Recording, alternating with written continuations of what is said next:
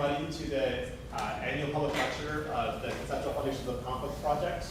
I'm Mark Schroeder, and for those of you who don't know, the Conceptual Foundations of Conflict Project is a group on campus whose mission is to encourage and promote philosophical work that helps to shed light on the nature, structure, sources, dynamics, and consequences of interpersonal conflict at all stages.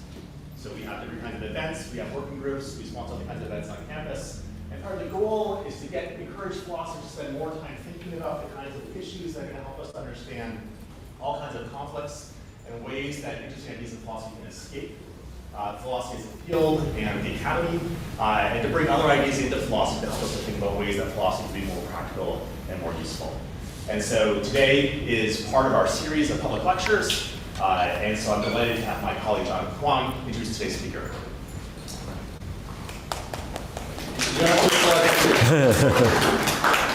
So I am delighted to be able to introduce our guest today, David Shoemaker. Dave is a professor of philosophy at the Sage School of Philosophy at Cornell, and as many of you will already know, Dave is one of the leading figures in the world working on responsibility and agency. He's produced an amazing body of work in moral philosophy more generally.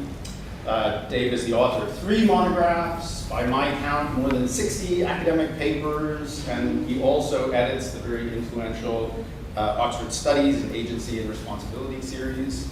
Dave's work has been incredibly and justly influential, particularly his work on responsibility, which culminated, you might say, with his book Responsibility at the Margins, published in 2015, and that book is already a cornerstone for work on agency and responsibility, and has done a lot to reshape the way philosophers think about how we should approach issues of agency and responsibility, paying more attention to real-world cases of people who might not fit the stereotype of how philosophers have traditionally thought about agency.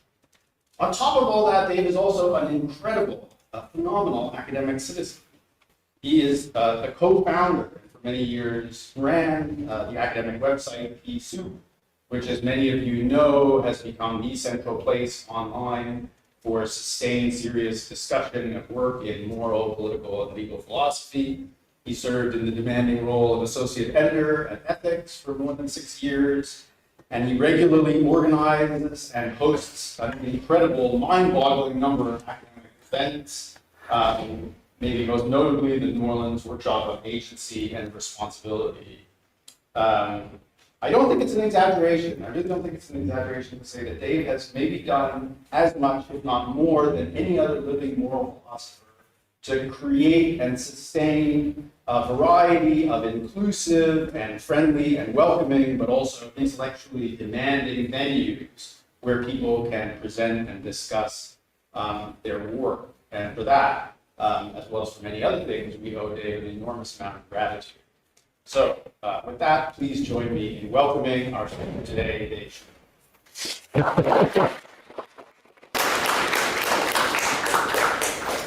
Thank you, John. That was overwhelmingly undeserved.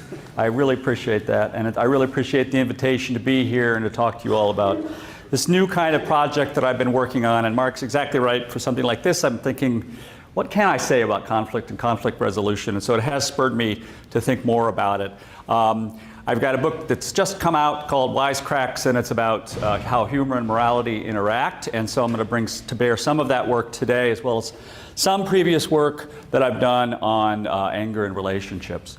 It's a talk on humor, and as my friend Sean said, it had better be funny. So I hope it'll be somewhat funny as we go through.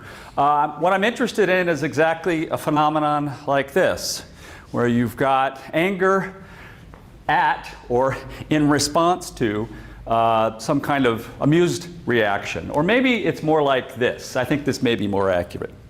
You're trying to stay angry, and there's someone who's able to shake you out of that anger to get you to laugh your way out of that anger. And it's this kind of phenomenon that I'm most interested, I think, and I'm going to pursue that today. I'm going to start with a quote that's going to be famous, that many of you will recognize. It's from a famous philosopher named Peter Strawson. And in this famous article that he wrote called Freedom and Resentment, he was interested in two kinds of stances that we can take towards one another. On the one hand, there's a participant stance where we're emotionally vulnerable to one another. And on the other hand, there's a more objective stance where we treat each other more like objects to be moved around in various ways. I'll say more about the difference between those two stances as we go. But first, I want to just start with a really interesting quotation from Freedom and Resentment. If your attitude towards someone is wholly objective, right, then though you may fight him, you cannot quarrel with him. And though you may talk to him, even negotiate with him, you cannot reason with him. You can at most pretend to quarrel or to reason with him. Okay, I think this is deeply insightful. It's quite plausible and compelling for me.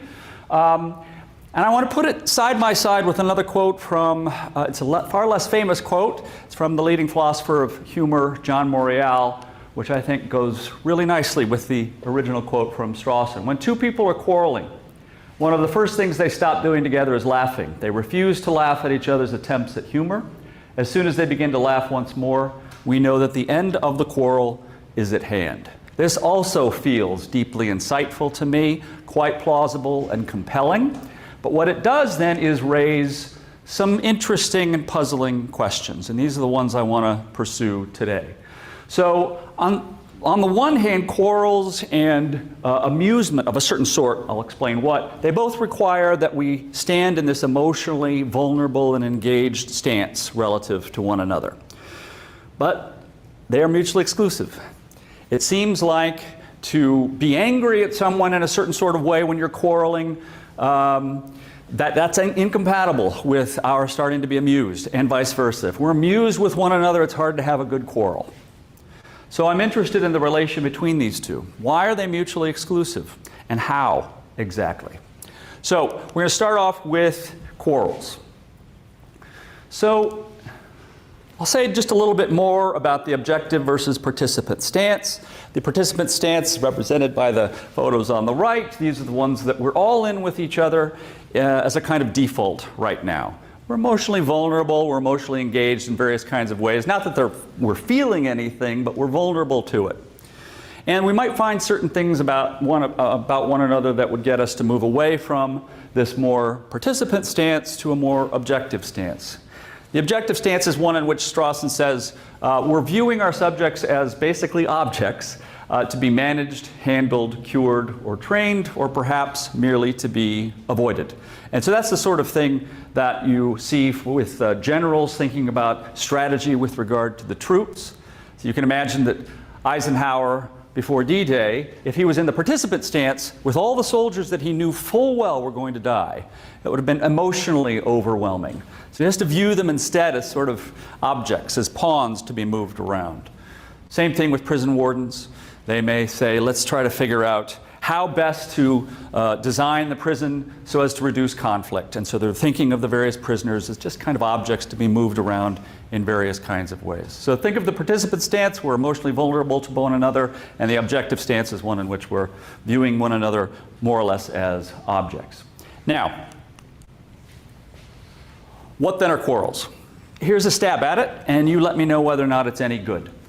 It's a type of disagreement, but it's not any old type of disagreement. You and I, my partner, say, we want to figure out where to go to dinner, and I say, here's a reason we should maybe go to this place over here. They have great cocktails, and you say, yeah, but I like the salmon dish so much at this other place. We're disagreeing about where to go, but it's not a quarrel until it rises to a certain sharp-edged point that we're all familiar with. And I think the sharp edge here is a kind of anger.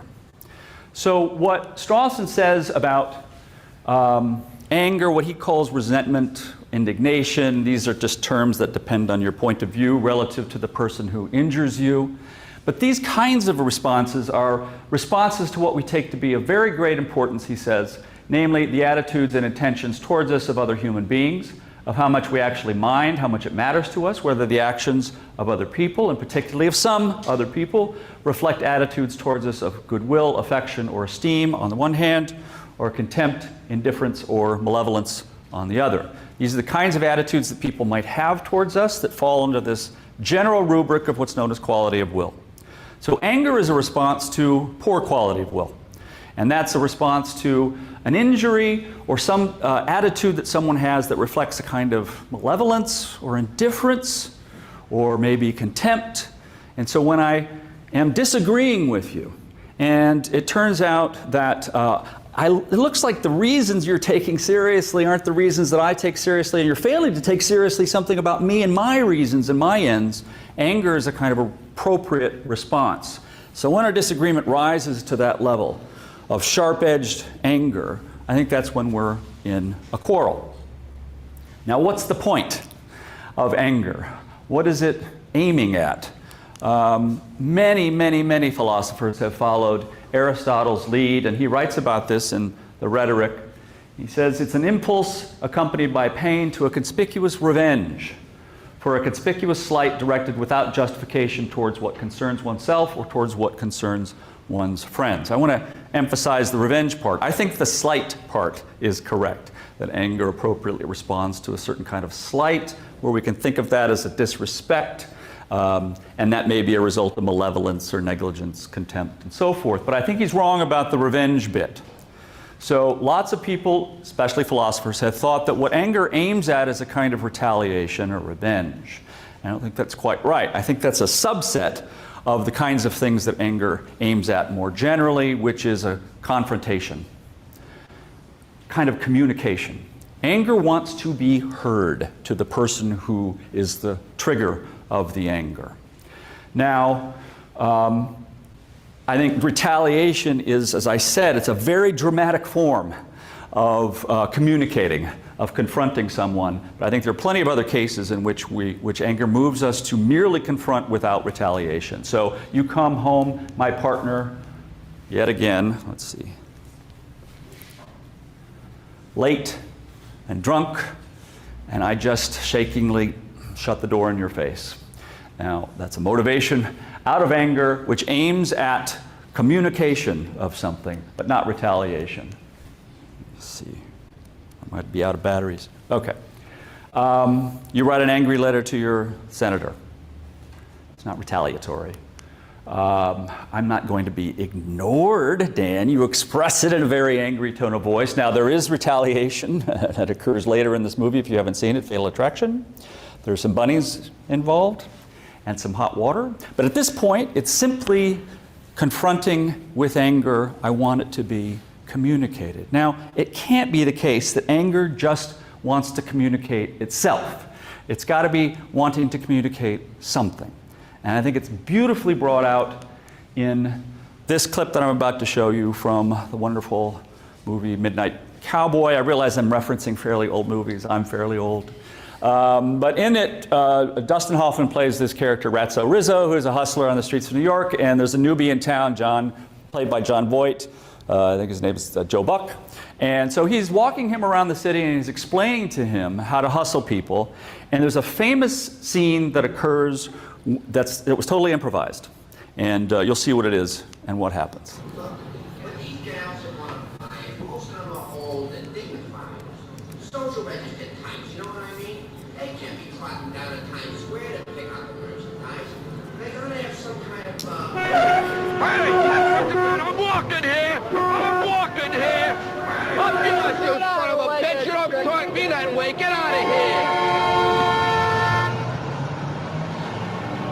Don't worry about that. Actually, that ain't a bad way to pick up insurance, you know.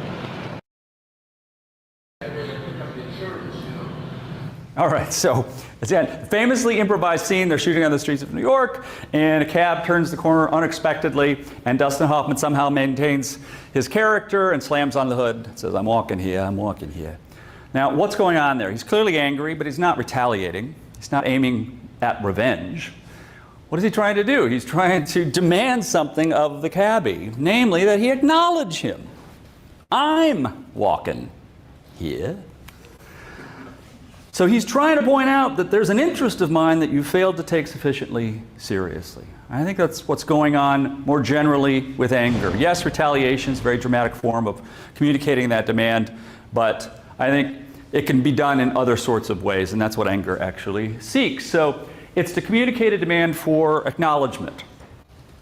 Now, it's in part just to acknowledge my existence and that I have ends and projects and so forth, but also when you've wronged me, and especially we see this in close interpersonal relationships, when you've wronged me and I'm angry at you, I'm demanding that you acknowledge how you made me feel when you wronged me. Now, in order to do that, you've got to take up my perspective. You've got to think about things from my point of view with my particular ends and values. And when you hurt me, or when you wronged me, you hurt me. And it caused a kind of pain. So if you genuinely acknowledge what it felt like to be me when you wronged me, you yourself are going to feel some pain. Well, just call that remorse. I think that's what remorse is. So the demand that's expressed or communicated by anger, it's successfully met when you've got this simpatico-painful experience. Okay? So how does this pertain to quarrels? Well, vulnerability to anger, I think, is what's unique to, and it's presupposed by quarrels, and it's triggered by a kind of ill will in reasons exchanges. So here we are disagreeing. I'm going to go here, you want to go there, or maybe I think we should do this with the house, and you say, no, we should do something else with the house. And so we have disagreements over reasons that are taking place here. And when it rises to the level of a quarrel, there's a kind of anger that's involved, where the anger responds appropriately to what we think of as a slight, kind of disrespect, failure to take me sufficiently seriously. And so when it arises in that way, through my recognition or my perception that I think you're not treating the things that I care about as valuable or as sufficiently valuable, that I have various kinds of reasons that flow from my values, and I just don't think you're paying sufficient attention to them. You're being obstinate, truculent, maybe culpably negligent when it comes to recognizing the kinds of things that matter to me. Those are the things that aptly trigger a kind of anger that I think is distinctive of quarrels. So I think quarrels can only take place within this participant stance where we're emotionally vulnerable in certain ways to one another. And that means what's being demanded by anger is you take up my perspective, you feel what it was like to be me, and that's just a demand for empathy. So when I'm demanding acknowledgement from you, I'm demanding a kind of empathy from you. And so because this has to and only can take place within the participant stance, then the participant stance itself requires the capacity for a certain kind of empathy. All right? That's one thing that we can draw from this, and that view predicts certain things about people who have impairments in empathy or incapacities with regard to empathy, namely that you can't quarrel with them. And I think that's right. So I hope this is not the case for you, but I've had some psychopaths in my life, and you cannot quarrel with them. It's impossible to quarrel with a psychopath. There's been much more study done on narcissism. So, and I'll come back to psychopaths later, but all over online you find out people pleading, what do I do? I find myself in a relationship with a psychopath. How do I argue with a psychopath? And the answer that, I mean, not a psychopath, sorry, a narcissist. And the answer that psychologists give is don't. If you want to maintain your mental health, simply say, you're right, and get out of it. That's the only strategy that there is. And that's because they have several kinds of argument tactics. Note, I'm not saying these are quarreling tactics. They are argument tactics. They never admit fault. They're never wrong. Narcissists think they're the best one in the room. And so how could they be wrong? They deflect. You accuse them of things and they deflect, they put it back on you. They project, they gaslight, make you feel like you're going crazy. They play the victim, they devalue the other person. And I don't think these are strategies that are quarrels. Why not? Well, I think what these are doing is aiming at manipulation. They're aiming to win the argument. And so they are not engaged empathically with you. They don't acknowledge wrongdoing. They can't acknowledge what it was like for you when you made them, when they made you feel that way. And they're not vulnerable to being persuaded or being shown wrong. So what this suggests is that there's a crucial mutuality that's required for quarrels. That we are, in engaging in the quarrel, both also mutually vulnerable to its ending, and its ending in a certain sort of way. Not that someone just gives up, says, I'm out of here, I can't deal with this anymore. So we're not engaged in this kind of strategic manipulation with regard to one another. Maybe sometimes we creep in that direction, but most of the time when you're quarreling with a close friend or a partner or lover, that you're not just strategically aiming to get the other side to concede. You're actually open to being open to a kind of mutual resolution. So narcissists, I think, can't, at least to the degree that they are empathically impaired, they can't be viewed from the participant stance because they're not emotionally vulnerable in the right sorts of ways. So they need to be viewed from the objective stance. You can't quarrel with them, just walk away. Get away as fast as you can. All right. This then suggests that there are a couple of ways of ending quarrels, where we're both in that mutual space, we're both emotionally vulnerable to one another. On the one hand, we can achieve it by a kind of mutual acknowledgement of relevant reasons, or the facts that count as reasons, or the relative weight of our reasons, or what's best for us to do, all things considered. Think of this as the reasons route, and this is a very familiar way of ending a quarrel. What often happens is that one partner says to the other, oh, I didn't realize how important that was to you. Sorry. That's a very natural way of ending a quarrel. I'm coming to the recognition that, oh, okay, this thing mattered to you a lot more than I thought it did. Or this thing that I thought was just some kind of random fact, you're really taking that seriously as a reason. So we come to that acknowledgement and we can resolve the quarrel through the reasons route. That's one way out. There's another way out that I'm going to spend the rest of my time on, and it's not resolution per se, it's dissolution. How might we dissolve the quarrel between us? Now, there are some ways you can do so that I'm not going to talk about. These are kind of adventitious events that occur in the midst of a quarrel. You and your partner are quarreling, the dog vomits on the rug. You got to stop and you got to clean up the vomit. Or the smoke alarm goes off, or your daughter calls and she's in distress, and you both just come together to immediately say, okay, set this aside, let's go help our daughter.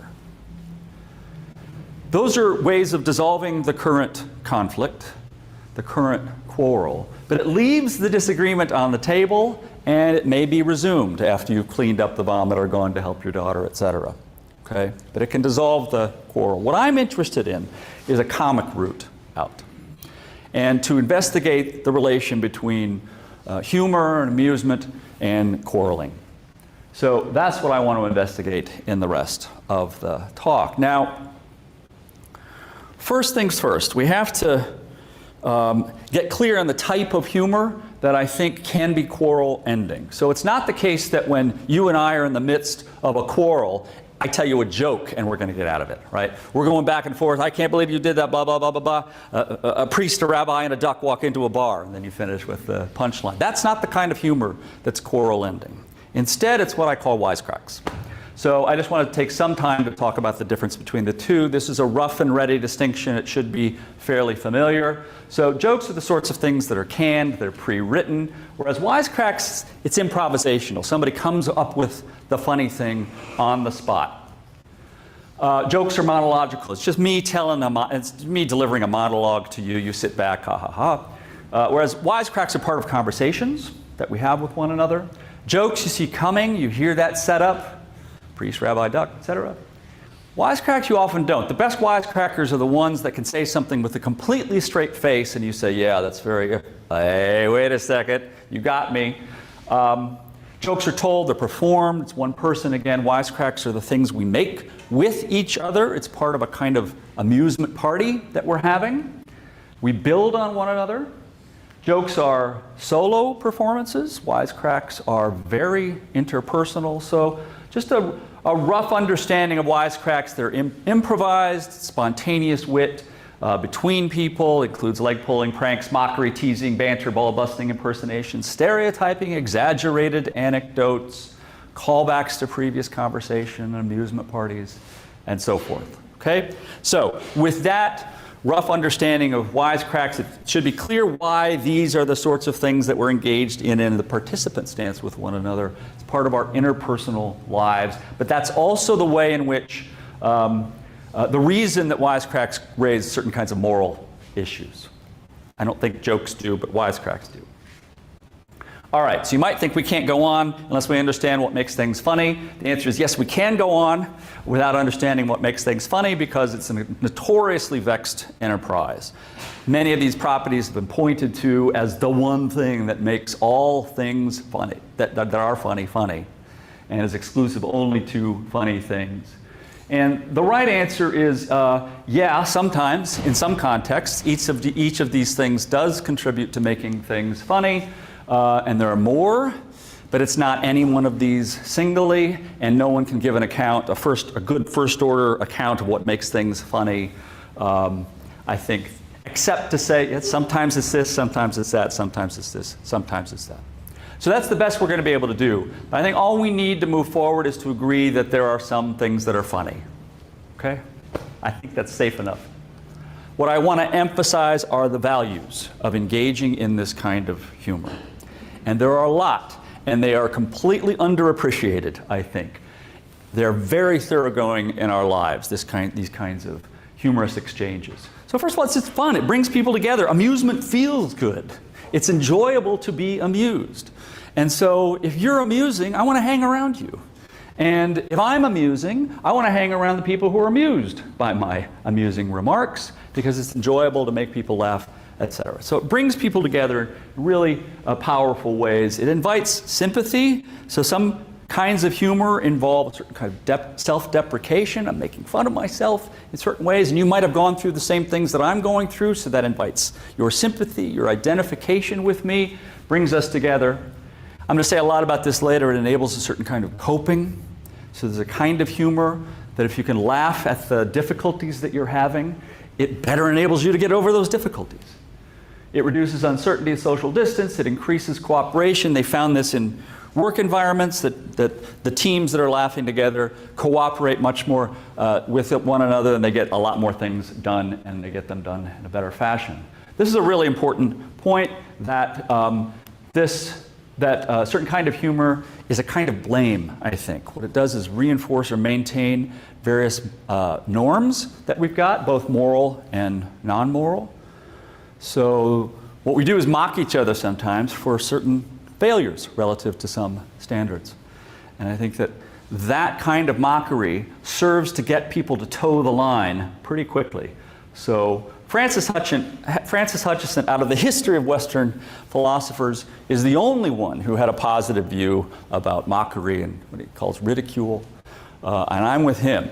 So he says, men have been laughed out of faults that a sermon could not accomplish. So if you're thinking of wagging your finger and yelling at somebody, that often has a kind of backfire effect. People resist that. But if you're laughing at them for some failure and other people are laughing along, by God, they're not going to make that mistake again.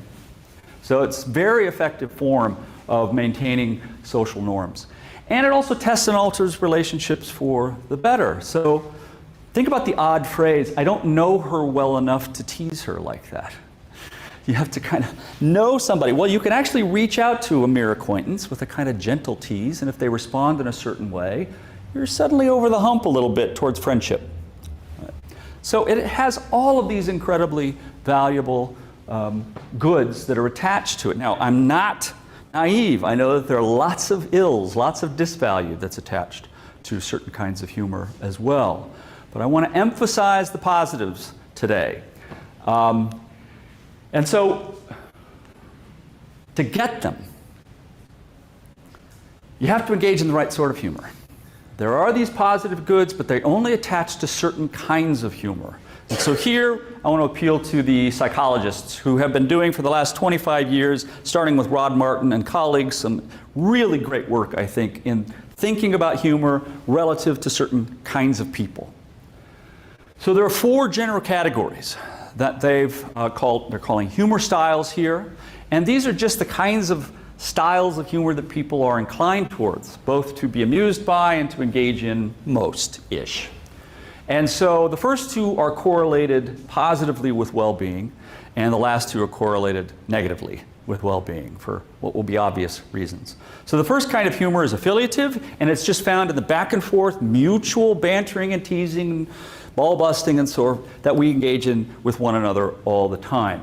That's the kind of thing that serves the bonding function. It's obvious why that's correlated positively with well-being. You're fun to be around, right? Funny people are fun to be around. You want to be around them. Self-enhancing humor, it's poorly labeled, but it has to do with those who are most inclined towards humor styles, or a humor style that helps them cope with the various difficulties of life. So these are people who are able to make light of a very difficult situation. So it enhances the self. It enables the self to cope and survive. Obviously correlated positively with well-being if you can do that. The last two, self-defeating humor is a kind of humor in which you offer yourself up as the butt of the joke. You reveal your flaws in a way that you're inviting people to make fun of you for those flaws. You're not doing it yourself. That's self-enhancing. You're inviting other people to make fun of you. It's obvious why that's correlated negatively with well-being. It hurts to be a punching bag, and that's what you're offering yourself up as. And the final humor style is aggressive, and it's exactly what you think it is. It's a kind of mean sarcasm, cruel jokes and pranks, ridicule, put-downs, these kinds of things. Now, the psychologists who put together the humor styles categories, they wanted to do so in order to see how various personalities, what kinds of humor styles they were inclined towards. And one of the very first groups that they wanted to explore were the dark triad. So the dark triad consists of 3 different personality disorders or types. You've got psychopaths, you've got narcissists, and you've got Machiavellians. And Machiavellians are people who like to pull people's puppet strings to try to create conflict between them for their own amusement, for their own enjoyment. Okay? Now, they are studied together because this kind of personality disorder predicts manipulative action, callous action. They're emotionally callous. Their humor style is exactly what you think it is. It's aggressive. They like to play mean tricks on people, engage in sarcasm, put down ridicule, and so forth, almost exclusively. And these 3, they score off the charts on Schadenfreude. So enjoying the downfall of others, no matter whether or not they are mighty or not. They like to see people fail, get hurt, and go through distressing things. Okay? I think they have bad senses of humor. And here's why. They see reasons for amusement that don't exist. And they see this, so take a case in which you and I are walking along and I trip and stumble and scrape my knee or something, and I get up and I say, I don't know what I tripped over, I'm looking back. You think that's amusing maybe. And so there's been a little failure that occurred, and we find that funny. It's what Hobbes was thinking of as superiority humor. So we find things funny when it reveals, hey, I'm superior to you in some way.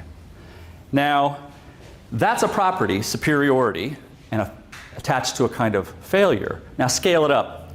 Now when I trip and fall, I hit my head on the sidewalk, it cracks open, there's blood spraying everywhere. I apologize for the graphic image, but you've got those same 2 original properties, right? Superiority and a failure of some kind. And members of the dark triad think, well, if it was funny in this case, it's funny in this case. And what I think is, and I hope you share the intuition here, that a certain level of blood spurting eliminates the humor from these kinds of things. So, but they continue to think there are reasons for amusement in those grand cases of failure, pain, and so forth. They also don't see reasons for amusement that do exist, and this is what really matters here. They fail to see reasons in favor of affiliative humor, of finding affiliative humor funny. So the back and forth bantering and teasing, why? Why don't they? Well, it's because it requires mutuality. We have to be mutually vulnerable to being teased in this sort of back and forth fun way. And why would I, let's say as a narcissist, want to let you put me down?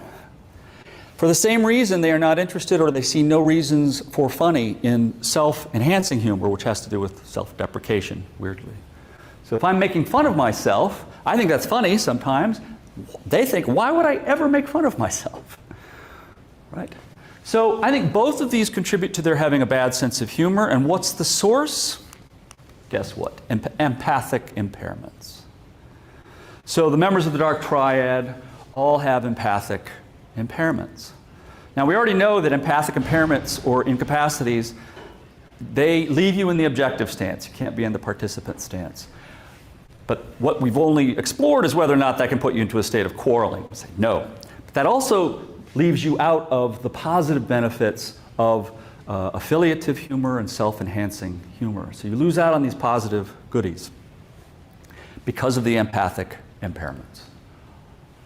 Go back to the narcissist argument tactics that I talked about. I talked about these, but one that shows up online all of the time is when you are arguing with a narcissist, what they appeal most to is a certain kind of humor, particularly aggressive humor. It's sarcasm. It's this kind of mincing mockery. So think of it as you say, well, I don't think we should do that. And they say, well, I don't think you should do that. So they think that kind of mincing mockery is funny. And so that's the kind of strategy that they use. So here we are. Both quarreling and the valuable kinds of wisecracking, affiliative and self-enhancing, they require the same capacity to take up the participant stance, namely empathy.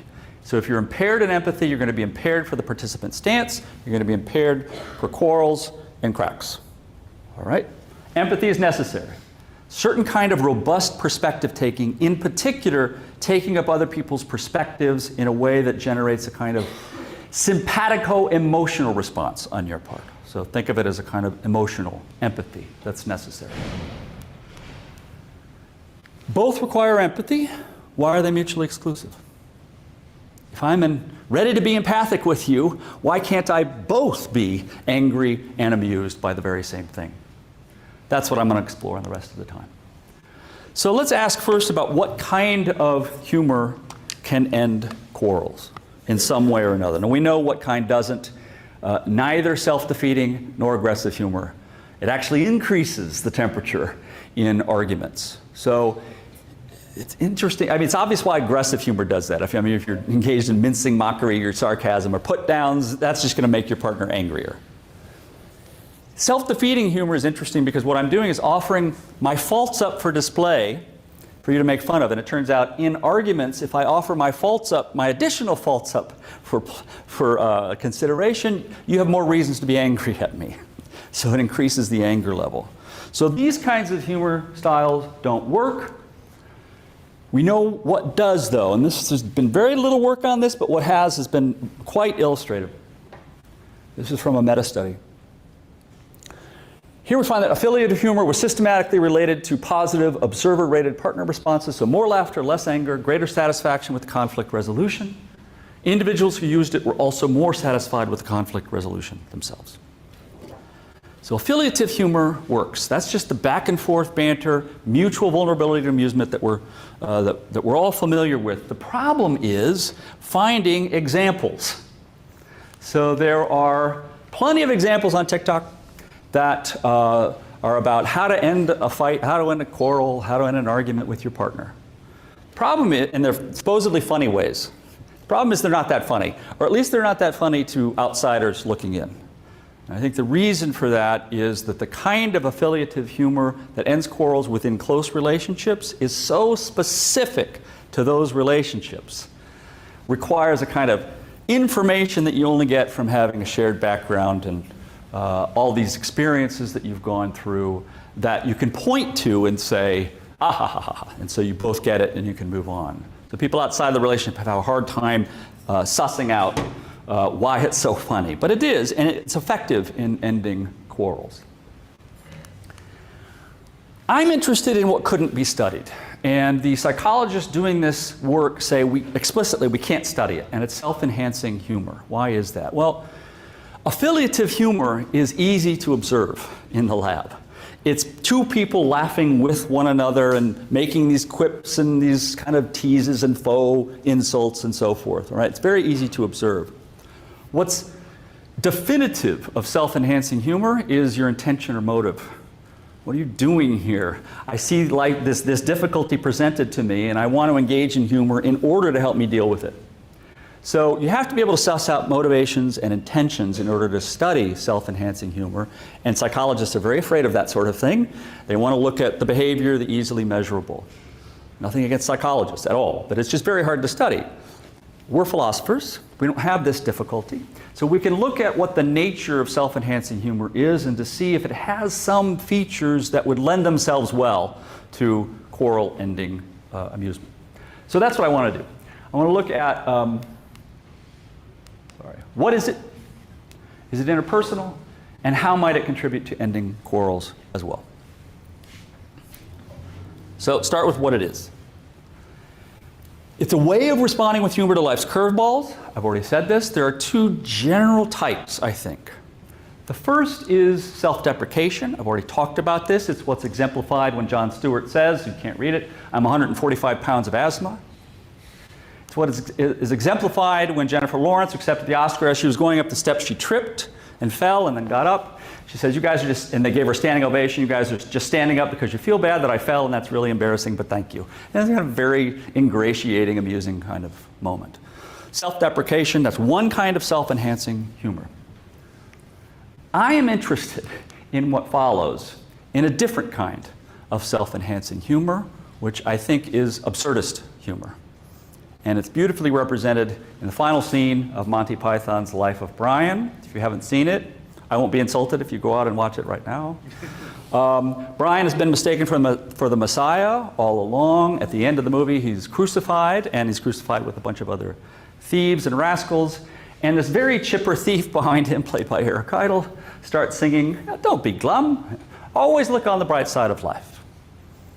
So this represents both absurdist humor and a comment on the kind of absurdist humor that I'm going to press for.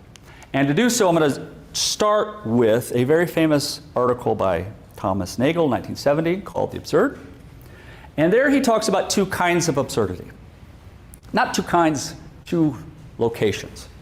The absurdity in life, which is just a conspicuous discrepancy between pretension or aspiration and reality. So one example is a legislator who gets up before the Congress and makes this impassioned speech in favor of some legislation that it turns out has already passed. And the other example he gives is, as you're being knighted, your pants fall down. Now that's kind of absurdity in life, but there's a distinctive kind of absurdity that we can perceive because of a distinctive kind of capacity that we humans have. And that's to step back a bit and reflect on the lives that we're living. So this, he says, arises when we perceive an inflated pretension or aspiration which is inseparable from the continuation of human life and which makes its absurdity inescapable, short of escape from life itself. Okay. Here, too, there are two perspectives, but don't mistake them for overlapping with the participant and the objective stance. The first is what he calls the engaged perspective, and it's the perspective we're all in most of the time. We're in it now. There are certain kinds of values that we've got, projects and ends. These give us reasons for action. They give us reasons to get out of bed in the morning. It's what we're pursuing throughout most of our day. That these are things that matter. And these things that matter, I want to pursue. I have a good reason to pursue. But, again, distinctive to we humans, we have the ability to step back from the engaged perspective, so call it the step back move, and we can take a much more reflective perspective. We can see from the perspective of the universe, or the God's eye view, or maybe the view from nowhere.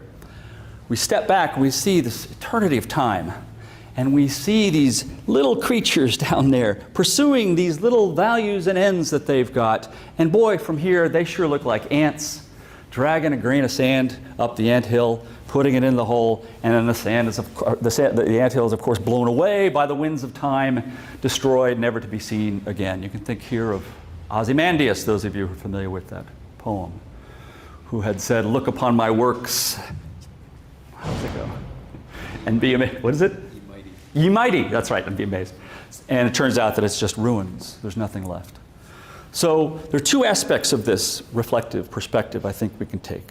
One is we see these lives of such striving earnestness that in the grand scheme of things probably means nothing. That's one kind of thing. The other thing is I see that I've got these particular values and ends that I'm pursuing, but from here I can see this is coming from a very specific location in space and time and culture. And that there are these other people over here are pursuing very different projects and ends.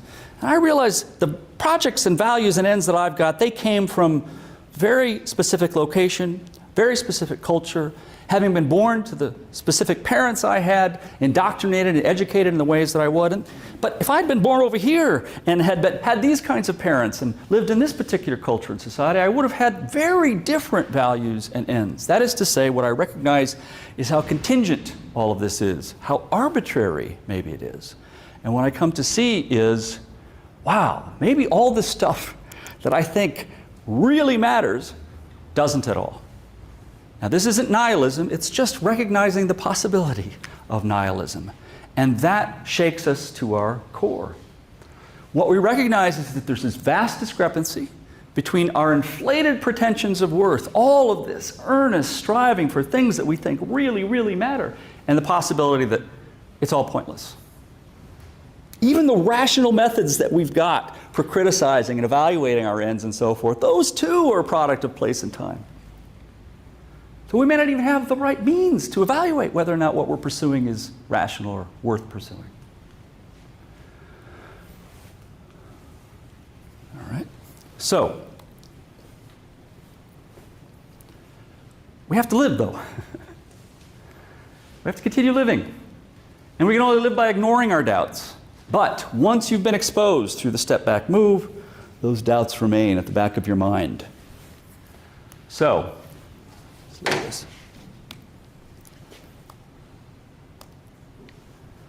He says, in just a quick aside, this realization may be both sobering and comical. And of course, I'm interested in the comedy. So how to find it? It depends on where you focus your attention.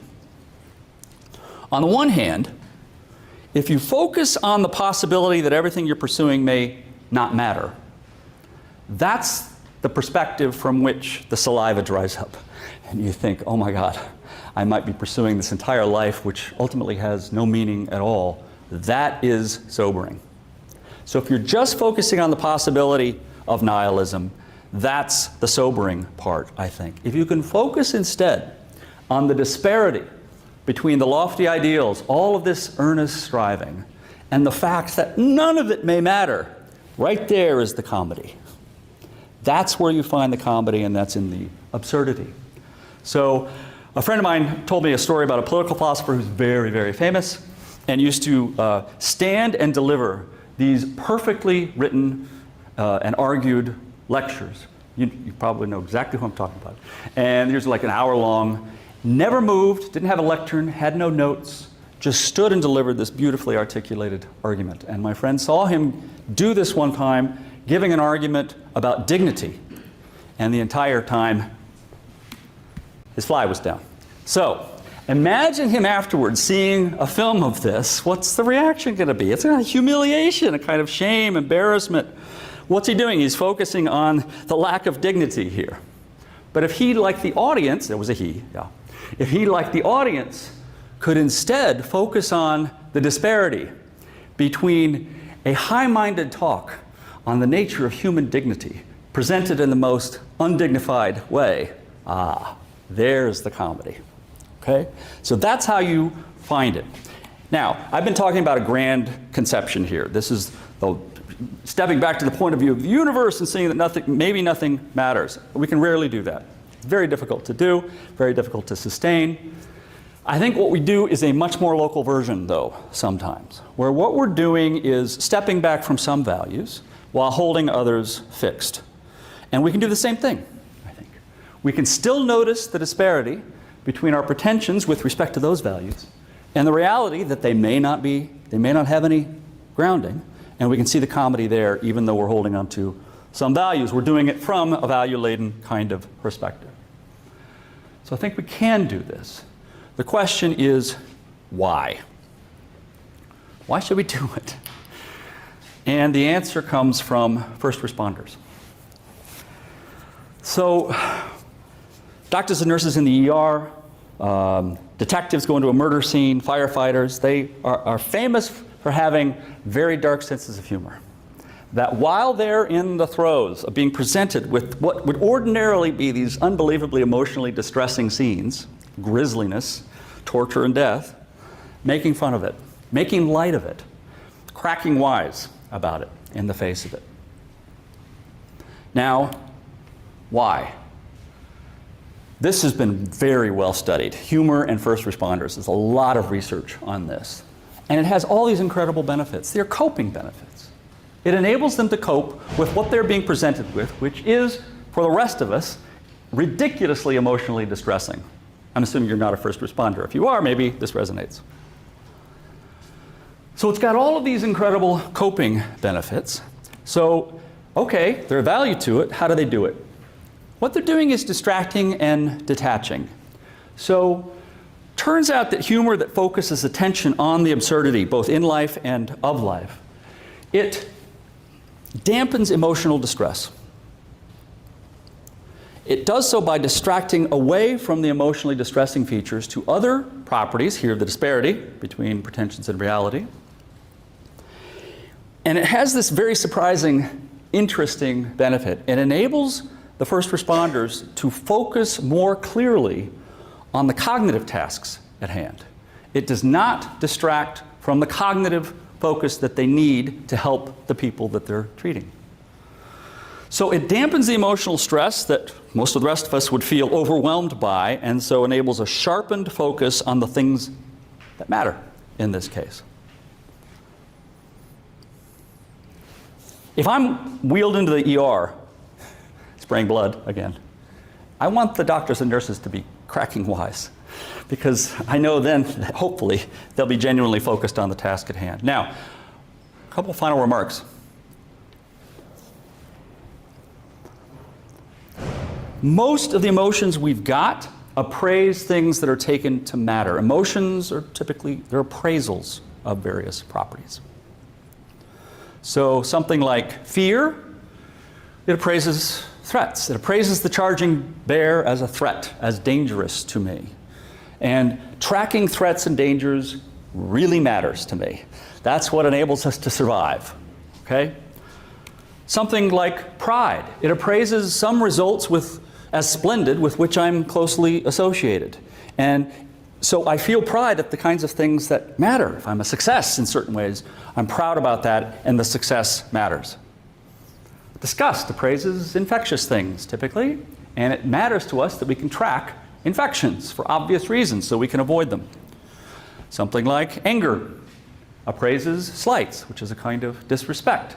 And as Strawson points out, these are things that are of very great importance to us. What's fascinating is that amusement often appraises things as not mattering. So you're walking with a friend and they trip and fall, but everything's good. Well, it's funny. It's superiority in the not mattering way.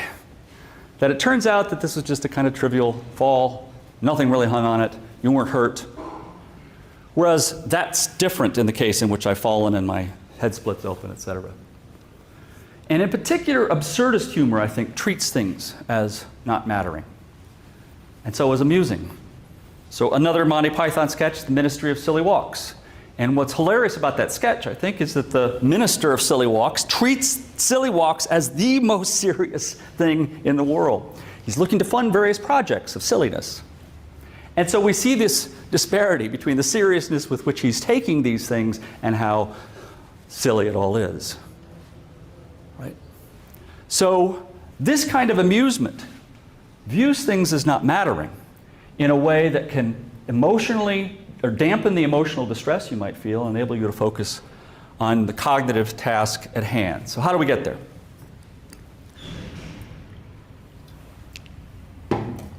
In the Civil War, lots of soldiers lost arms and legs, and they were very depressed. And doctors treating them found that if they gave them glasses with rose-colored tints in them, it actually lifted their moods, thus the phrase. And since then, scientists have found that a variety of different kinds of tints that people wear can alter their moods in really interesting and predictable ways. What I'm going to suggest, oddly, is that we can get to the same spot as the first responders in cases in which we need this kind of coping benefit.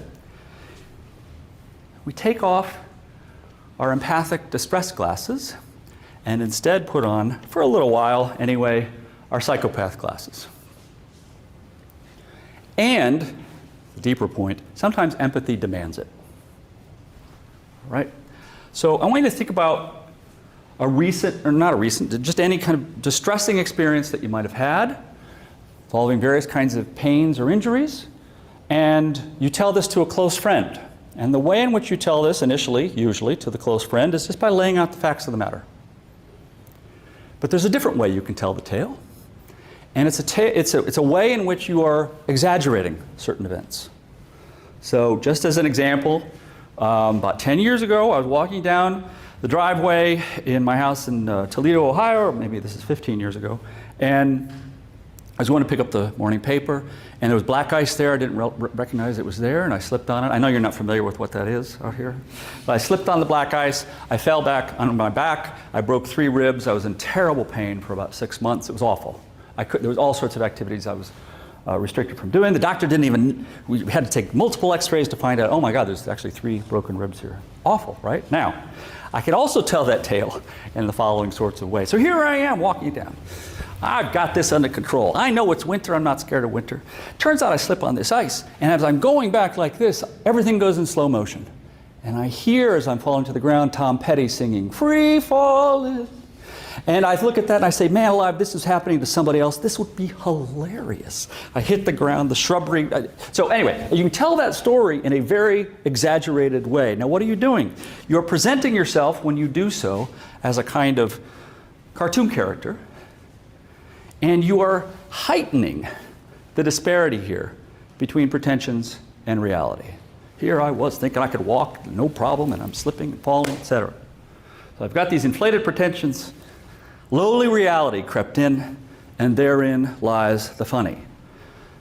What I'm doing when I start to tell you that story in the comically exaggerated way is that I'm inviting you to do the same. I'm inviting empathy. I'm inviting you to see my view of the distressing events in the way that I'm now seeing them, namely as funny. And we can go back and forth. This is actually a capacity we have to put on the empathic distress glasses, put on the psychopath glasses. There's a great story told by my colleague John Doris. He and a friend were trying to move a pool table that they had from one room to the other. And as they were doing so, the legs snapped off, the pool table smashed to the ground, it ruined the floor, it ruined the pool table, and in the dust and debris that were circling around them, they say, what can you do but laugh? He said they collapsed in laughter. He has a great term for this. He calls it tragilarious. This is the kind of reaction that we're seeking in these kinds of cases. What else can you do but laugh? And here's where we've got a really interesting connection, I think, with morality. Sometimes true empathy requires some emotional disengagement. That when I tell you that tale of woe in the comically exaggerated way, for you to fail to laugh along with me is a kind of moral failure. This is the big provocative claim. That there are those who refuse to go there with you.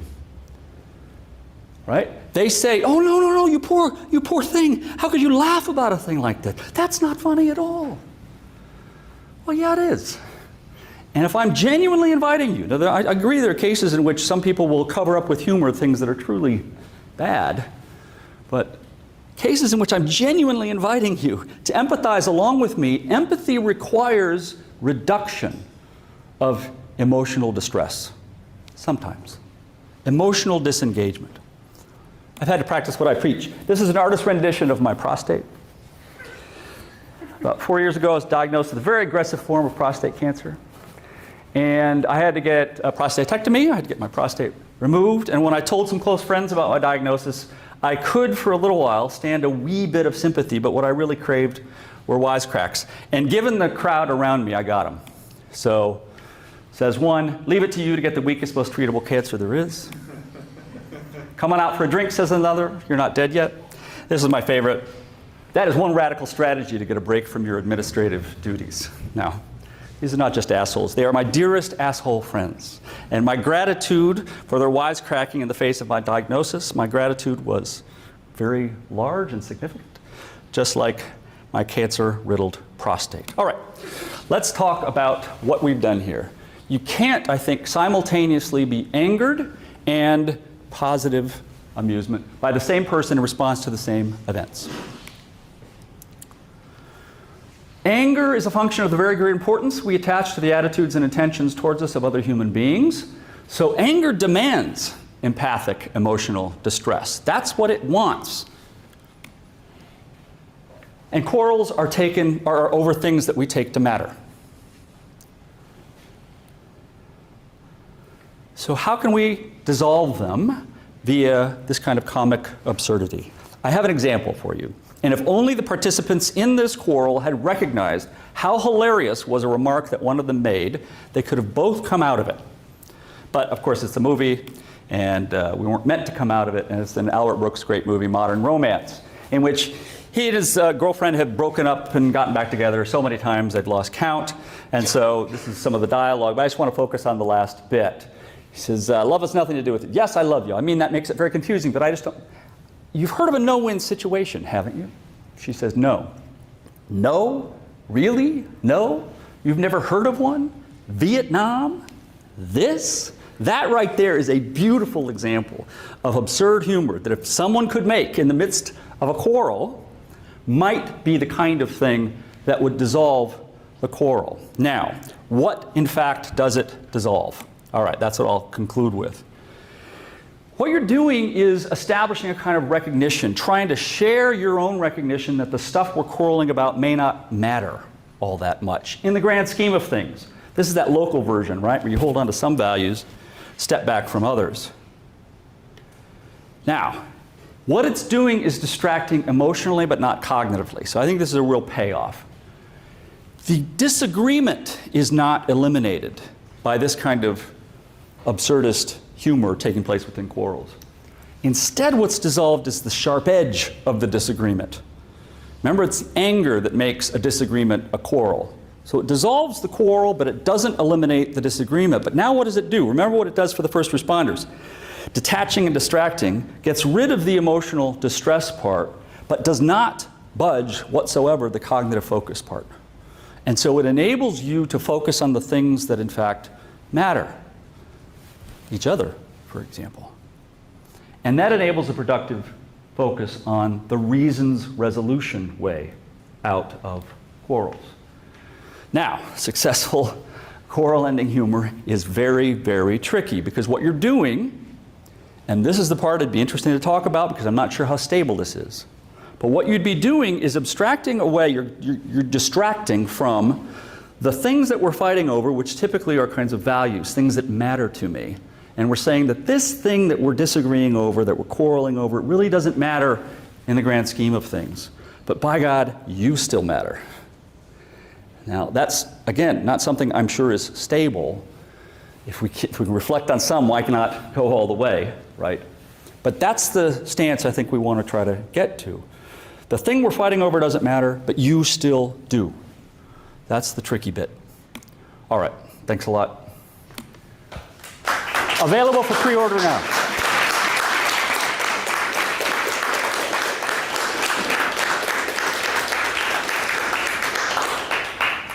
Thanks, Dave. We're going to move now to open questions. We'll take questions from anybody. If you are joining us online, you should be able to add your questions to the chat, so we'll be able to bring that into our discussion. And I'll start with anybody who wants to get us started off.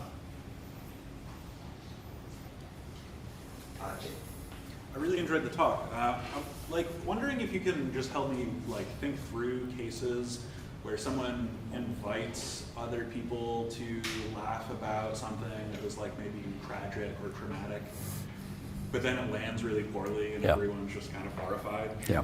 I feel like this is a thing that people will talk about, with some regularity online Yeah. in various places about you know, I realized this thing that happened in my past was actually traumatic because like I made a joke about it and it went over poorly at the party. Like, how do you think about these sorts of cases in terms of the view that there's something inappropriate about not joining someone in the search for humor?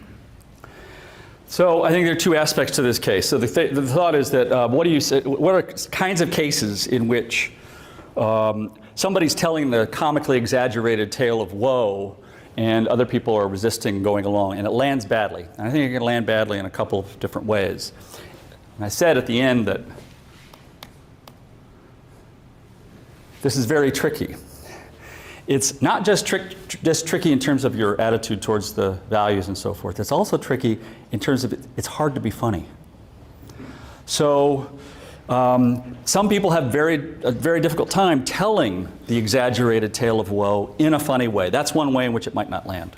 But there's another more powerful and important way in which it might not land, and that's to, as I just barely suggested in the talk, that it could be that somebody's telling a tale of woe, something very, very serious and horrible that happened to them. But they're trying to do so in a comically exaggerated way, and it's not clear to you that they've fully realized the woeful part here in a way that they might need to come to grips with. So somebody who's trying to make light of a sexual assault, for example, would be a case. And in which there you want to say, whoa, hold on, let's hold on. I think something very serious happened to you. You may not understand fully what went on here, and I think it's important that you might want to work your way through that. What this does is reveal that there are all sorts of barriers to the successful execution of this kind of thing, and a lot of it's epistemic, that there are things we need to know about the other person. We need to know when they're seriously joking and when they're joking seriously.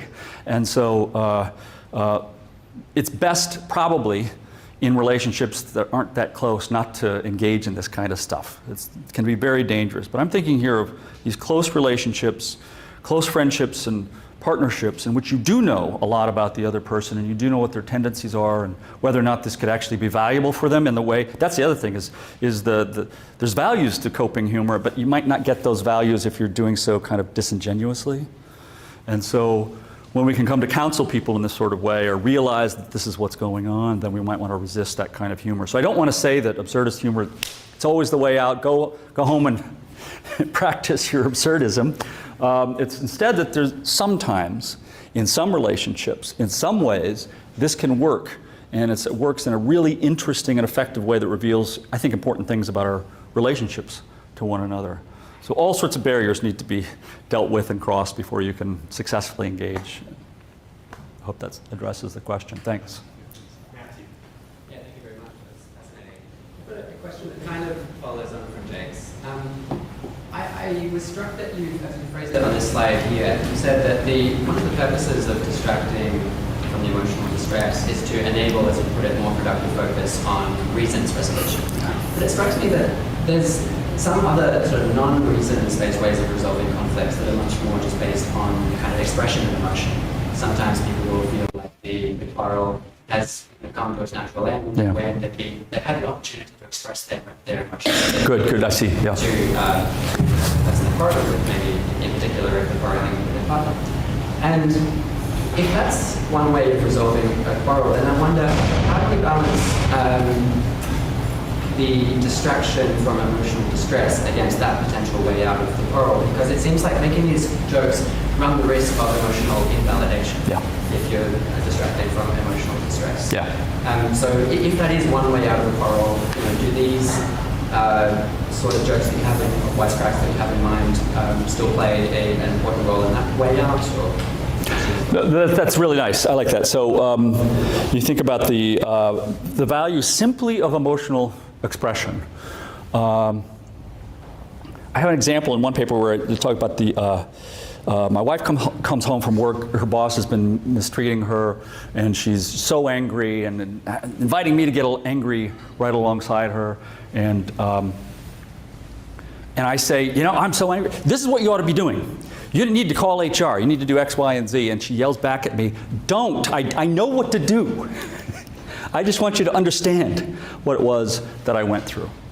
And I think those are absolutely legitimate demands. So it's just an invitation for pure empathy in that case. But then it's just a matter of knowing what you need to know about your partner and whether or not this is the time then where you think a kind of absurdist kind of humor would help. Or maybe it wouldn't. Maybe there's a person who really needs to steam for a while and then be able to get through things. Now that's a case in which she's angry at somebody else. But I think the same thing could be true of me. I mean, there are a variety of ways of distracting each other, and some of them might be legitimate, some of them won't be in particular kinds of relationships. I know I can play a certain song and my wife who's in a bad mood will dissipate. But also Buddhists talk about this. They talk about ways in which you can reflect on yourself and what you are and what the other person is entirely through a reasons route and say, look, I'm just a sack of meat, you're just a sack of meat. Why is this sack of meat angry at that sack of meat? Doesn't make any sense, and so it kind of distracts away and decreases that kind of distress. But I think you're exactly right. There are some cases in which, if you know your partner properly, just shut up and listen. So I don't want you wisecracking your way out of every quarrel. Thank you. All right, got Paul and then Mo. So I just have a slight question concerning so it seems like a central part of what you were saying is that, it seems like humor, this kind of like, amusement and anger, that there is some kind of incompatibility of having them both at the same time. But it seems to me like, you can have, it seems like there's situations, at least in media and quite possibly in my own life, where you have this idea of like someone making a joke and someone saying, that's funny, I'm still mad at you. Mm-hmm. Right? And so recognizing both the amusement of the humor but it doesn't eliminate the anger. So it seems like there's at least, or so maybe there's a more particular sense of amusement, like a very particular sense of amusement. Yeah. And a very particular sense of the anger involved, which is the particular thing. But it just wasn't necessarily clear offhand if the general claim that the amusement and the anger couldn't coincide in certain ways. No, that's good. So I am thinking of a specific types of humor here. But just to go back to the previous question, the attempt to make some kind of crack can be responded to with don't. I want to be angry about this for a while. I know what you're trying to do. Stop it, right? And I think that's a legitimate demand that should be heard. But what I'm interested in part is that you could just tell a psychological story and say, this kind of anger is incompatible psychologically with this kind of amusement. And it's not joking, it's very specific kind of affiliative or self-enhancing. I think that those are the only ones that are relevant here.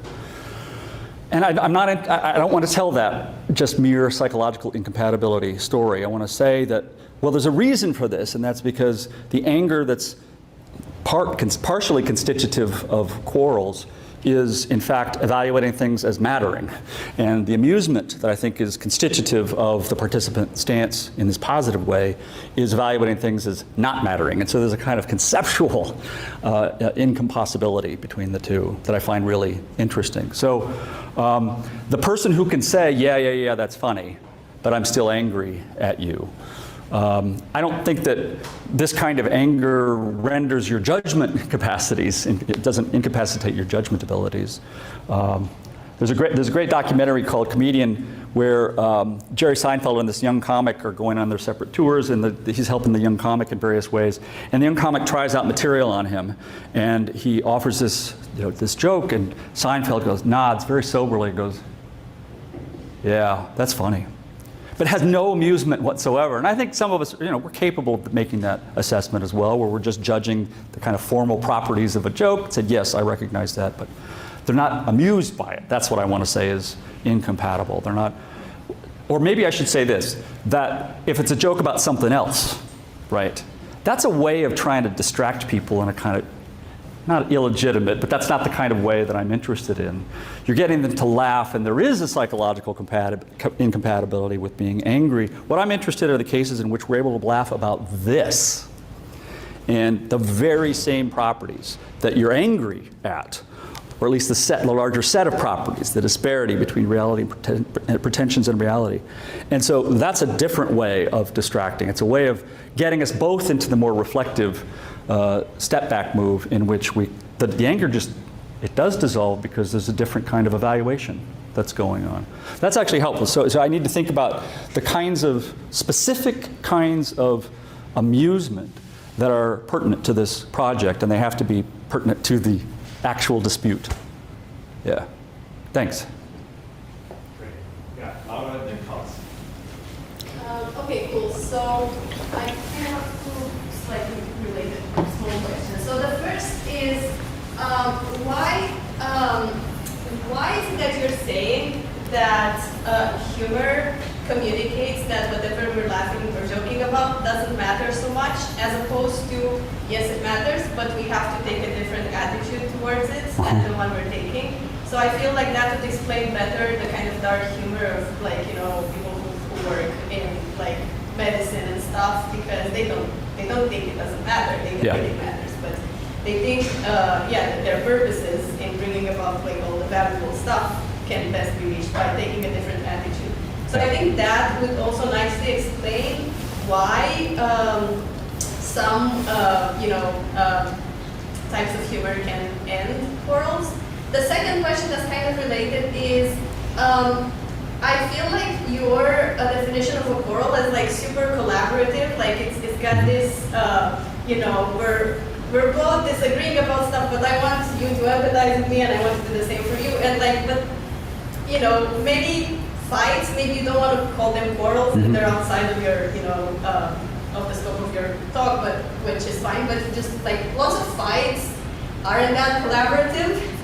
And I guess this is related to my previous question in the sense that I can see how, like, in those kinds of fights, if humor is indeed like based on this kind of idea that we should like take a detached attitude and not care about it so much, I can see how humor in this kind of fight that I'm describing is going to be super counterproductive because when things aren't collaborative, people like don't want to let go of their attitude in order to reach whatever consensus with the person that they're angry with. Yeah, so I guess there's just the 2 points, like the point about humor and also its role in fights that aren't as collaborative as you described.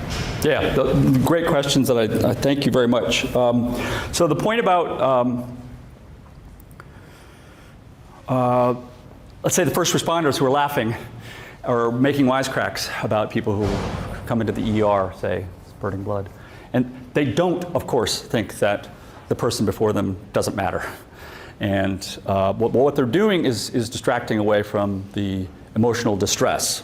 Now, what's going on there is not to say that what's happening here doesn't matter. What's instead is going on here is, man, how funny would it be if it turns out that all this stuff that we're doing here turns out not to matter. So it's not nihilism, it's just the possibility that that's the case. And so that's, I think, where, at least when it comes to absurd humor, there may just be, dark humor cuts across a number of different categories, but when it's absurd and when it's pertaining to coping strategies, I think that's the kind of thing that gets you at arm's length from the emotional distress and allows you to focus on the task at hand. Because the task at hand really does matter, right? But this stuff that's going on here, well, how funny would it be if that's the idea, if it turns out that nothing matters. So that's one thought. And it's clear that, I mean, they come to your bedside afterwards and they're clearly dealing with you as a human being who has value, and they're not thinking that you have no value at all. When it comes to non-collaborative or non-mutual kinds of disagreements, you're right. There's a part of where I'm just insisting that the most interesting kinds of quarrels are the ones in which there's a kind of mutual understanding that we'd like to find a way out of this. And we'd like to do so through mutually agreeable ways. So there's a sense in which I can say, to the extent that you're just fighting with one another, you can do that with a psychopath, you can do that with a narcissist, and you're going to try to find some way out, maybe, and it doesn't have to be collaborative. It doesn't have to have this mutually satisfactory ending. But the reason I'm thinking of quarrels here, I'm taking the framework that Strawson gives kind of seriously and say that you can only quarrel with someone who's within the participant attitude and within the participant stance. And to take that stance with other people requires being emotionally vulnerable, not just to anger, but a variety of kinds of these engaged reactive attitudes. And I think the larger story is to be vulnerable to that array of reactive attitudes does require a kind of assumption that you and we view each other as normative equals. And so to the extent we view each other as normative equals, we ought to proceed in a way that respects the other person. And so there's something about being in the participant stance that requires a kind of collaboration and cooperation. I'm just kind of taking that on board. But thank you very much for those questions.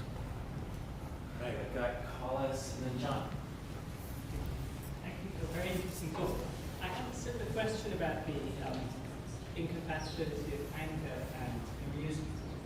So it was a slightly different case of Paul. So Paul's case, I take it, is someone who is angry and then is amused.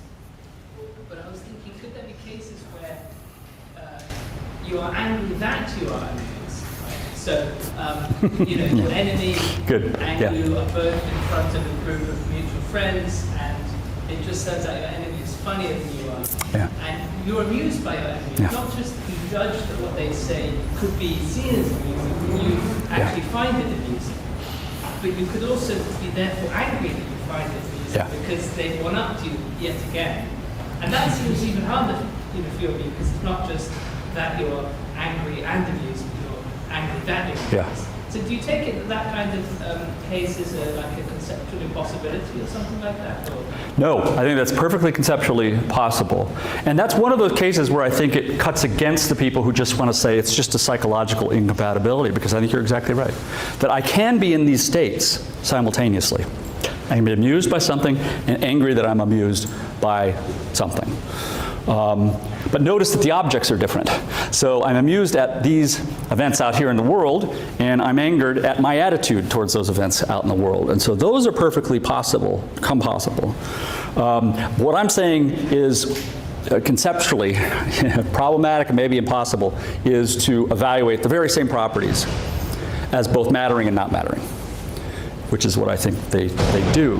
I lived in New Orleans for many years, and we had neighbors who were just awful. I mean, worst neighbors we ever had. They were running a furniture business out of their drive. Anyway, I don't want to go into all the details, but we had some serious back and forths with each other, very angry. And I started getting these postcards in the mail that were advertisements for retirement communities out in the country. And for a while I said, what the hell is happening here? And then I put it together. I said, oh, that's funny, and I'm really pissed off that I'm amused by this. But in a way, it kind of softened we had a kind of rapprochement. But nevertheless, at the time, that was the thing that was going on, but I was angry at my amusement was at him. Thanks. Got John, I've got Ruben in the queue, I'll be next. Go ahead, John. So I wanted to ask about the thing you said right at the end, which was about how tricky successful Quarrel and humor is, and the thing you were worried about, I think it was, you want to have the stepping back thing so that you can see the absurdity in the the distance between how seriously you're taking it and how little it matters, or it doesn't matter at all. But you don't want to lose but you still matter part, and there's a worry that once you step back, there's no stopping. Yeah. And maybe this is just partly because I've never felt like just even like the tiniest grip of nihilism at all. So I struggle with the whole step it all the way back thing. But it seems to me like part of a successful versions of the quarrel ending humor presuppose, or they depend on the participants in the quarrel sharing some sense of the things, some hierarchy or ordered sense of the things that matter. And if they don't, it's going to be really hard to execute the quarrel ending humor. Yeah. So what matters is that my wife and I have a shared understanding that, like, our argument about the dishes or something is small potatoes, right, compared to, like, are the lifelong plans to, raise a family and et cetera, right? Those things really do matter. Yeah. Right? Whereas if we had no shared background hierarchy of what really matters, then it does look like there's a risk of kind of spinning right out. Yeah. I just want to know whether you think that's right. Yeah, I think that is right. What I'm doing is inviting you to share a kind of perspective with me, which you're not going to be able to do if you think what we're arguing about is not small potatoes, but gigantic potatoes. Like, I don't know what the opposite would be. It really is a big deal, and it's the thing that has structured our relationship. It's constitutive of the relationship that we're in, maybe. And I think if that's what I'm backing away from, we've got a problem. We've got a serious problem here. So I agree. So are you suggesting then that you think that it's, well, given that you're not even tempted by the nihilism or the step back move as yielding a kind of worry about nihilism, then this is the kind of thing that we can do, that we're pointing out that this little dispute that we're having doesn't mean much at all in the larger. But there has to be. But there's a fixed. Yeah. So I see. So this is a way in which it's in fact not stable. It's, if you're focusing on the right sort of thing, it's incredibly stable and kind of bonding in a way. Reminds us what does matter about our relationship. I think that's right. I think that is right. Yeah. That's all I have to say. You win. Yeah, that's good. That's good. And I'm sorry, I run across people who are not moved at all by the Nagel argument, and so this is one way to hack at it. Good, thanks. I remind those of you who are my 270 students who are here that all kinds of questions are appropriate, and it's a great space to ask all kinds of follow-ups. I want to model that by sort of asking a little bit, that you go back to a little bit of the first two kinds of humor, the kinds that enhance their well-being. The affiliative and the self-enhancing named kind of humor. And of course, in the title of the talk, we have wisecracks set up with dissolving tension or conflict, and the wisecracking sort of fits into that first category. Yeah. And so I just wanted you to come back and clarify for us where we stand at the end with respect to these two kinds. Is it that both of these kinds of humor can play the same role?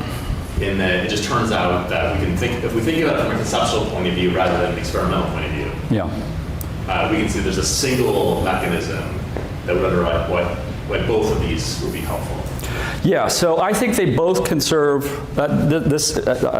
thank you, because this allows me to say some things that I should have said and I didn't. I think both of them can serve as to dissolve the quarrel. But I think that the affiliative humor is more along the lines of the dog vomiting on the carpet and the call from the distressed daughter, that they end the quarrel for now because I've now been put into a psychological state that is more or less not quite compatible with remaining in the angered state. But you've gotten there through a kind of shared history that we've got. I mean, maybe. So you've got a thwart story you could tell maybe, but I'll leave that for you to do. But maybe my wife and I are lovers of Ferris Bueller's Day Off. And again, this is an ancient movie for most of you. And I asked my wife a question, well, what do you think about that? And she just responds in stony silence, and I say, Bueller, Bueller, Bueller. This is the kind of thing that could get you to laugh at it and get her amused, but it's not the kind of thing that's going to eliminate or get you down necessarily the reasons route to getting out of the quarrel, because it's not about the quarrel. So what I find particularly fascinating about the absurdist humor is it can be about the quarrel, and it's a way of laughing at how seriously we're taking this thing that's not so serious in the grand scheme of things. So I think they do end them in different kinds of ways. That's helpful, because I wasn't clear at the end whether you were saying it was the same or different. In a way, you're saying that the one that's hard testing experimentally, the self-enhancing actually can be more. That's right. That's right. Yeah. So for me, as I was listening to it, we talked about this example over lunch today, where my wife and I have a kind of pattern. Sometimes it'll happen, and it used to happen that sometimes she would start to get frustrated with why I was doing something, and she would feel like I was really at fault for it, or she'd be torn between interpretation where I'm sort of well-meaning but really stupid, and alternative interpretation where maybe I'm just really, as she would say, trying to thwart her. Yeah. She'd say, why are you thwarting me? And so in the last year or so, Parks, as we've been talking about your talk topic, I will sometimes, as she starts to get anxious about something, I will say, well, really, dear, I'm just trying to thwart you. Yeah. And in our relationship, given the context of her accusing me of being the bad guy who's just trying to court her, I preempted by sort of teasing her that that's what I'm trying to do. Yeah. And I wasn't sure which of these categories that fell into. Yeah, yeah. Like when we were talking about it at lunch, I was thinking that it was wisecracking because it's very situation sensitive. It really depends on this history of our relationship. Really just sort of get why it would be sort of disarming. You sort of have to understand the role that it played. But on the other hand, it is sort of a little bit self-deprecating. I think it is. It's like I'm owning in a That's way right. that like this, like am I? Maybe I've been the bad guy sometimes. Maybe this is. But then I also don't wonder whether there's this actually a third thing going on, maybe sometimes, which is that you talked about the role of humor in sort of navigating what explaining what the norms are. Yeah. And one thing that happens often when sort of relationships or quarrels heat up is that we're sort of torn between multiple interpretations, or like what's open to us that the other person is more of a bad actor. And maybe I feel like maybe I'm enforcing the norm of not interpreting me as That's good. That's good. interpretation. Let's just like set aside that interpretation. Let's make fun of you for interpreting me in the most uncharitable way. Yeah. In order to sort of enforce the norm that we not do that. Yeah. And that might not be a little bit different from both of those as well. Well, and so maybe serving all three simultaneously. That there's this affiliative kind of joshing here, but there's also self-deprecation, and there's also urging subtly and comically to interpret me in a different kind of way. I was also thinking it could count, there's a kind of absurdity there in using dramatic kind of conflict language to apply to, say, a mundane kind of dispute. So that's just pointing out a certain kind of disparity that could also be funny. So you're quadruply funny, Mark. Yeah. Do we have a question from online? Go ahead, Matt. Right, so Matt King is saying that Matt King. he really enjoyed your talk. And also he's asking, Strawson told us the participant stance is in some sense inescapable, but implicit in his discussion, or of his devotees, is that there is value in the participant stance, at least insofar as we wouldn't want to escape it. And then he says, from that perspective, is anger, or being open to it, something close to a necessary feature of the participant stance? And would quarreling without anger, to the extent that it's a participatory activity, be deficient quarreling in some way? All right, thanks, Matt. So I'm not sure everybody heard this, but so the thought is that it looks like, well, I may need to actually reread the beginning part.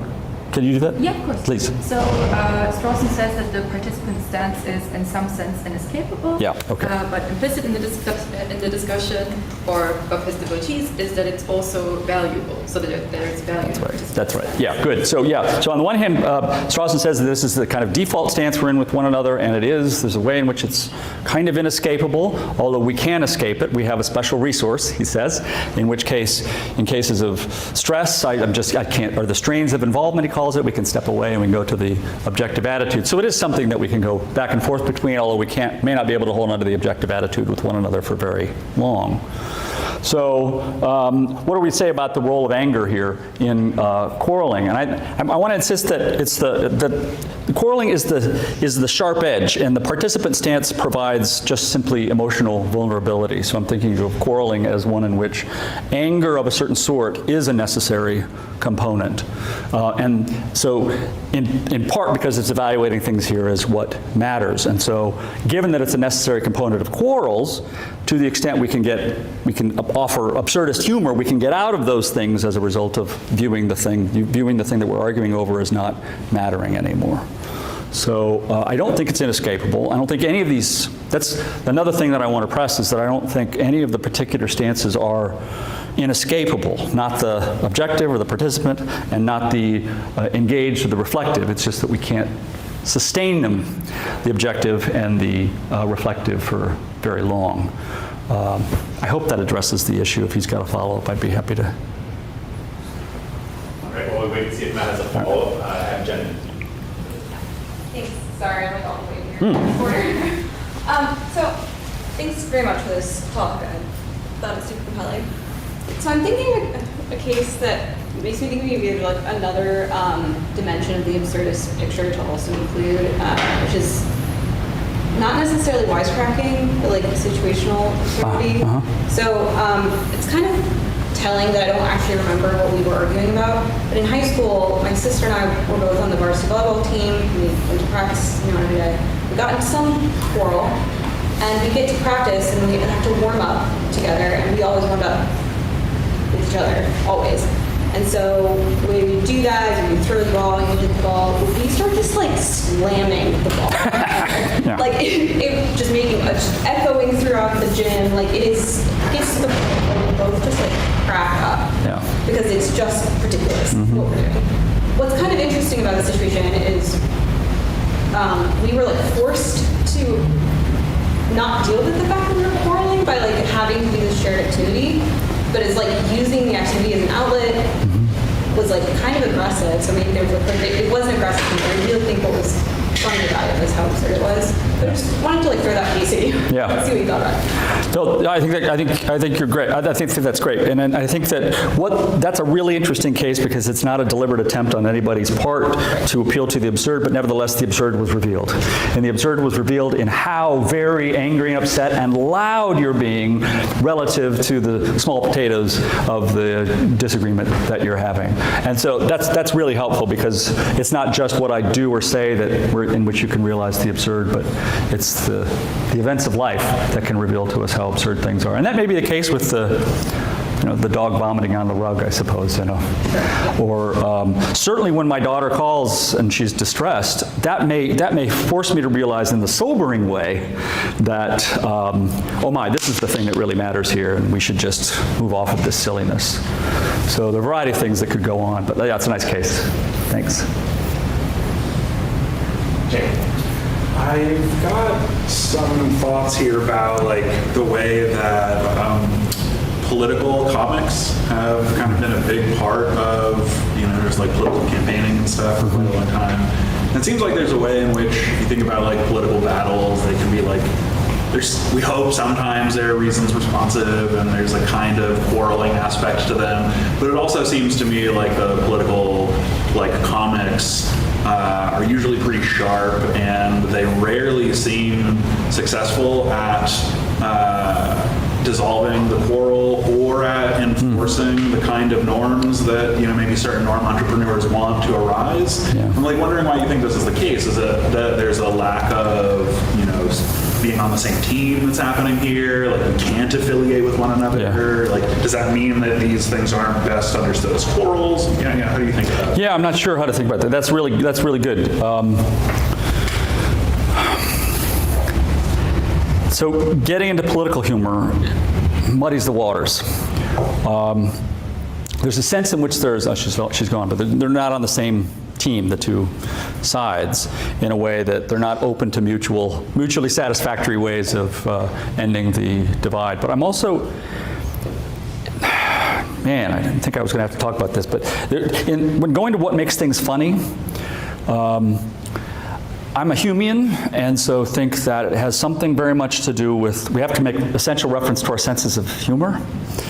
But it's not just whatever our senses of humor deliver, it's got to be well-developed, refined, and unobstructed senses of humor. So our view of the relevant properties has to be unobstructed. And I think politics is the domain in which every side has their view obstructed. And this comes out when people say of Dennis Miller after 9/11, when he seemed to switch teams and go to the conservative side of the map, they said, Dennis Miller, why did he stop being funny? And the truth of the matter is he didn't. It's just that his particular political leanings were coming from the other side, right? If you look at the formal structure of his jokes when he was on Saturday Night Live, they are identical to the kind of political jokes, the conservative-based political jokes that he was making. So I think that these ideological obstructions also prevent people from seeing all sorts of humor. Political comedians are coming from a particular side very often. The best ones are the ones that can somehow navigate the middle, and there's very, very few who can do that. But if you're coming from one side or another, then it's just rallying the team around you against them, and that's not going to help anything, I think. Can I follow up on that question about the sort of aspects of humor? So on the slide you sort of talk through how it is that there are a lot of theories that Foster has offered about what makes jokes funny, or what makes anything funny. Yeah. And you sort of listed a bunch of them without sort of saying very much about what those said. And then you endorsed a kind of, maybe not pluralism, but at least a sort of resistance that any of those captures it all by itself. Yeah. And yet, as we sort of got more and more into the sort of the role of the absurd in sort of the kind of detachment that allows us to sort of step back from the emotions, it felt to me like part of what you were saying there is that there's this kind of incongruity between the detached perspective and the sort of engaged perspective that is sort of at the heart of what's coming, that's sort of pulling those two things together, juxtaposing this. Yes, I think that's right. Common in the absurd life. Yeah. And I was wondering if that was sort of like getting us too close for what you wanted to, with respect to what's, like, is that a particular kind of humor then that involves incongruity? Because incongruity sounded like it was among the kinds of things that people have offered as being very general features of humor, and you didn't want to say that. No, I don't want to say that. Incongruity is the leading theory of humor. Yeah. In terms of monistic theories, people think that, so incongruity is very generally mismatch between expectations and reality. And absurd humor is a type of incongruity humor. The problem is that it's all of these theories that I put up are just rife with counterexamples from both sides. There's false positives and there's false negatives. And so incongruity in a Salvador Dali painting isn't funny. Or I expect when I come home for everything to be fine and I find my wife and dog murdered. That's not funny, not funny. Totally incongruous. Right. And there may be so some theorists retreat and say, well, at least incongruity has to be necessary to every case of humor, and that's when they start fancy dancing by expanding the notion of what incongruity is to be all-inclusive. And it becomes empty as something that's a helpful theoretical explanation. And I think there are plenty of cases of humor that don't involve any incongruity. Some impersonations can be dead on and be hilarious as a result of that. The two 7-year-old boys laughing hilariously at the sound of the ketchup bottle making a farting sound. And that little bit of humor may be incongruity, but my laughter at their laughter is not incongruous, because that's exactly what 7-year-old boys do. So, and I can just go through each of those theories and point out why. They're all capturing something. They're all getting something, but they don't tell the whole story, and they're not telling a necessary condition story. And so one way to go is just to list all of the properties. I call it the kitchen sink theory of humor, and just list all the properties, and something like that is probably true, but it doesn't deliver the goods on when superiority mixed with incongruity in this way is funny, and what makes them funnier. There's all these things that are still missing from the account, and so what I want to say is, okay, what makes these properties, when they are funny makers, appeal to the internal sensibility? Let me ask one more question. So you distinguish between the sort of engaged and the sort of removed stances, and distinguish that from the object and the participant stances in Strawson. I guess I wanted to ask you whether there's a relationship between those two pairs. They're both pairs. One of them is in both cases, there's a kind of metaphor of stepping back and of being there. Sometimes, the participants engage, sometimes those words come together to describe the participant's stance. So I wonder if you do think there's a relationship between the two, or if they're just orthogonal. Yeah, good. So I think that for going Strawsonian about the participant stance, this is the stance in which we view each other as mattering. And it matters what attitudes you have towards me. And so there's something here about respect, not slighting others, not treating them with a certain kind of malice. So I think the Strawsonian participant stance is about our stance relative to each other. Whereas I think the Hegelian engaged stance is about our relation to values. So that we have various kinds of things that matter to us, and they provide us with reasons. So there's a sense in which there's a slight overlap between the participant and the engaged stance when the object of my value is you, or my fellow members of the moral community. But not when it comes to just things that matter to me generally. And so that's why I'm worried about the instability of the partial step back or the local step back, because of that overlap, because among the things that I value are my fellows. And so, and then the objective stance is to say, is with respect to other people. So the contrast is with being emotionally vulnerable people, and their attitudes matter to me, and I step back from that, and they don't matter to me, or I'm not going to take them seriously. But the reflective, the Hegelian reflective stance has to do with all of the values, not just the value of other people. So they're partially overlapping, but I think different in interesting ways. But what's also interesting is I had a grad student who wrote a dissertation, a very close reading of Strawson and Nagel, and he thinks that they thought the two stances were overlapping and identical, basically. So most of the time Nagel talks about a subjective versus objective stance, and so there's a thought in which that resonates with objective versus participant stance. And then in this paper he's talking about reflective and engaged, and those are supposed to map onto, I think, the subjective and the objective for him. So I think they thought they were identical, but they're not, I think. Please join me in thanking Dave Shoemaker. Thank you. Thanks very much.